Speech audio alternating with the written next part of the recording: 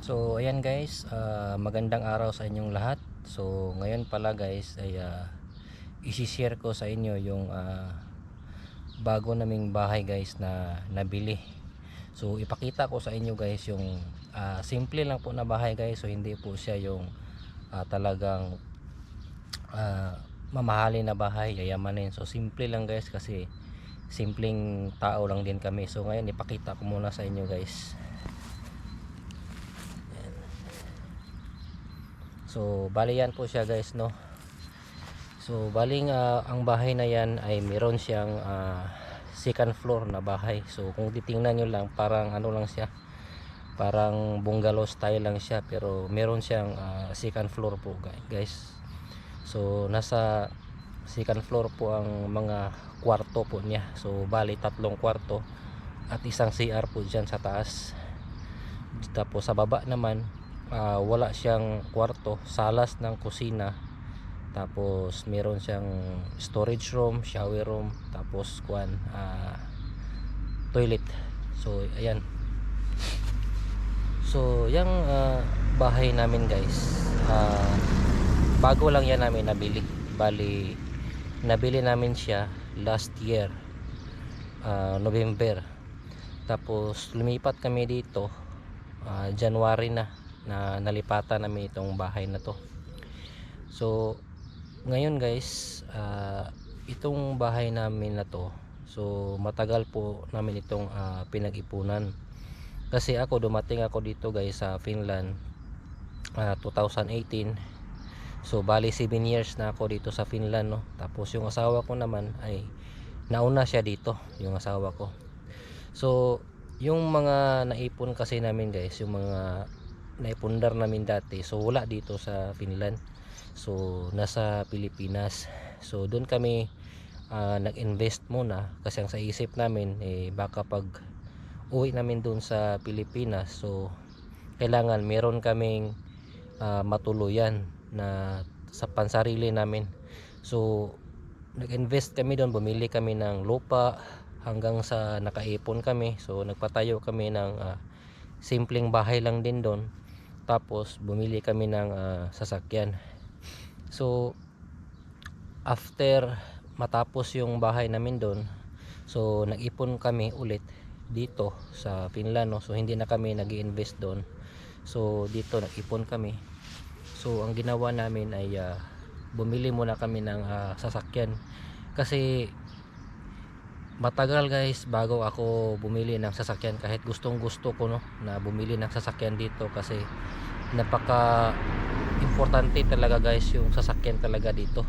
Dahil yung transportation kasi dito guys ay bus lang tsaka taxi. So kung may pupuntahan kang malayuan, tapos liblib na lugar, so kung minsan walang bus na pumapasok. So kung may bus man, so ang lalayo pa ng lalakarin mo. So kilometro yung lalakarin. Tapos kung magta-taxi ka naman, ang mahal pa ng taxi. So kaya bumili kami ng sasakyan namin. So pagkatapos kasi nung sasakyan na yun na nabili namin, so nag-ipon ulit kami. So yung naipon naman namin ay pinangbakasyon namin sa Pilipinas. So umuwi kami, nagbakasyon kami doon. Tapos yung yun nga, yung naipon namin, so bali nagastos namin, no. So yung ipon na kasi yun, ipon yun para sa pagbakasyon namin doon sa Pinas. So yun, nung pagkatapos ng bakasyon namin, umuwi kami dito, bumalik kami sa Finland. So doon na naman kami umpisa na mag-ipon. Kasi nga gusto naming bumili ng bahay. Pero itong bahay na to guys, so hindi po siya cash. So hindi po kakayanin yung cash na pagbili nito. So kaya ginawa namin, bali utang po siya, no. Pero kailangan po na pag umutang ka, meron ka ring pera na siyempre pang down, tsaka makita rin ng bank na wala kang maraming utang. So para i-approve yung utang mo, yung loan. So yun, nung nag-apply kami para makakabili ng bahay, so yun, na-approve naman yung loan namin. So kaya nakabili kami nito. So nandito kasi kami guys sa pinaka sentro, no, so center. So nandito kami kasi sa Turku, Finland. So bali nasa sentro kami. So kaya kahit ganito yung bahay namin, simple lang, pero mataas po ang presyo niya kasi nga nasa city po siya. So kami kasi hindi kami medyo lumayo sa city, kasi pag lumabas ka kasi sa city dito guys, doon ka bumili ng bahay. So mas mababa yung presyo, mas mura siya kumpara dito sa nasa city ka talaga. So kaya nga lang guys, ang iniisip kasi namin yung anak namin na mag-aral. So dalawa lang kasi kami dito. So ako may trabaho full time, tapos yung misis ko may trabaho din. So ang pinili kasi namin yung malapit sa school. So ito kasi guys na bahay na to, so yung school kasi dito guys, eskwelahan nila malapit lang. So pwede lang malakad, nandyan lang banda. Tapos yun nga, yun ang isa namin na kino-consider kung bakit ito yung bahay na kinuha namin. Tapos hindi na kami lumayo. So yun, nung nabili na namin to, so yun, hinakot namin yung mga gamit namin doon sa luma naming apartment. So yung tinitirahan kasi namin dati, maliit lang yun na apartment. So matagal kami doon guys, 6 years kami doon na nagtiis-tiis muna sa maliit na apartment. Pero kahit maliit yun guys, dahil nandun siya sa center talaga, pagbaba mo nandun na yung mga yung malapit na doon sa mga shopping mall, nandun na talaga. So kaya napakataas ng presyo. So kaya sabi ko sayang yung binabayad natin dito. So kailangan na bumili tayo ng sarili natin, kahit utang yan, importante na pagdating ng panahon mapapasa atin yung bahay. So hindi katulad nito na nagre-rent tayo tapos hindi naman mapapasa atin. So ito ngayon, magbabayad pa kami ng ilang taon dito, pero at least sa amin na itong bahay na to.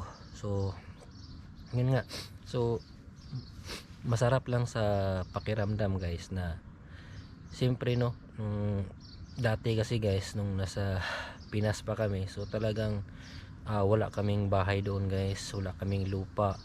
So nangupahan lang kami doon. So kaya nung pagdating ko talaga dito sa abroad guys, so bumili talaga ako ng lupa doon at nagpatayo ng bahay. So bali nakatira ngayon doon sa lupa at bahay na naipundar namin yung mama ko tsaka yung panganay ko na anak. So bali sila yung nakatira doon. So at least guys, no, ginawa ko yun para man lang ma-experience kasi ng mga parents ko na at least bago sila mawala dito sa mundo, kasi alam naman natin na dumating talaga yung panahon no, na pag tumanda tayo, so mawawala talaga tayo dito sa mundo. So pina-experience ko muna sa kanila guys na makatikiman lang sila ng medyo maganda naman yung buhay. So hindi naman marangya, pero at least nasa gitna sila guys, hindi na tulad dati na talagang sobrang hirap talaga na pinagdaanan namin. So ngayon medyo okay na siya guys. So kaya nga nagpapasalamat talaga ako sa Panginoon guys na binigyan ako ng opportunity na makapunta talaga dito sa Finland. Kasi kung hindi po dahil dito na nakapunta ako dito guys at nakapagtrabaho, so talagang walang wala talaga. Kasi yung trabaho ko naman dati doon guys, isa po akong multi-cab driver. Pero proud naman ako guys, kahit ganun yung naging trabaho ko, nangungupahan lang kami sa maliit na bahay, pero naitaguyod ko guys yung pamilya namin. Kasi ako kasi yung breadwinner guys, kasi yung papa ko kasi maaga ho siya namatay. So kaya yung buhay namin talagang sobrang hirap nung nawala yung papa ko. Tapos ako na yung bumubuhay guys sa mama ko tsaka sa kapatid ko. Pinaaral ko yung kapatid ko.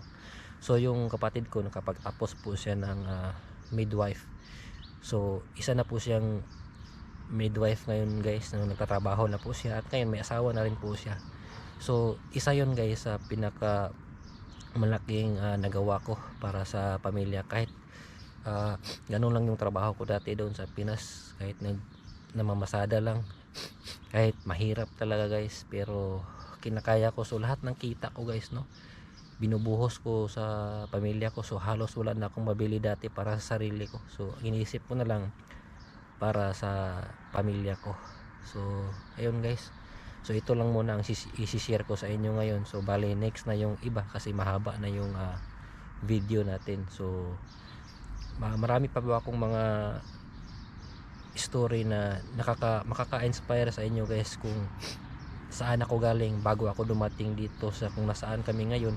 At saka hindi ko naman sinasabi na mayaman kami ngayon, no? So ang ibig kong sabihin ay medyo naiba na yung takbo ng buhay namin. So malayong malayo sa dati namin kinagisnan na buhay. So ngayon ibang iba na guys. So kaya masasabi ko lang, no, inisipon ako. So masasabi ko lang guys na kung naranasan mo natin yung kahirapan ngayon, so huwag tayong sumuko guys, lumaban tayo para malagpasan natin yung hirap na pinagdadaanan natin. So yun lamang po sa ngayon. Maraming salamat. God bless.